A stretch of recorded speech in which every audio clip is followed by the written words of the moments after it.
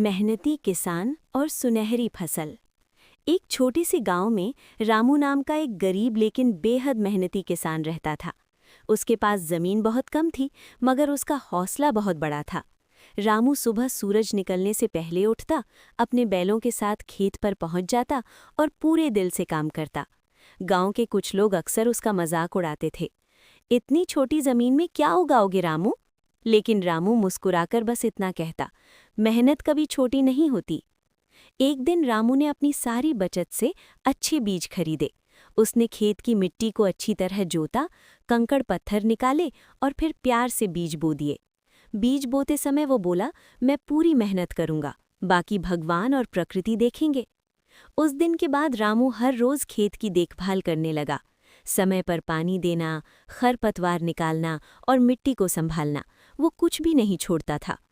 कुछ हफ्तों बाद मौसम ने करवट बदली। कभी तेज धूप पड़ती तो कभी बारिश रुक जाती। पास के किसानों की फसलें सूखने लगीं।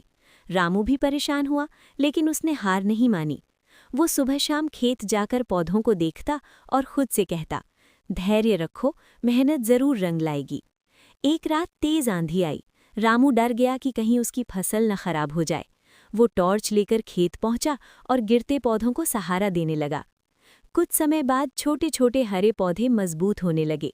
धीरे धीरे खेत हरियाली से भर गया। गांव वाले हैरान होकर रामू के खेत को देखने आने लगे।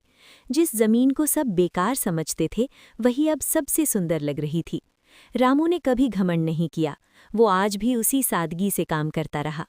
फिर वो दिन आया जब खेत में सुनहरी फसल लहलहाने लगी।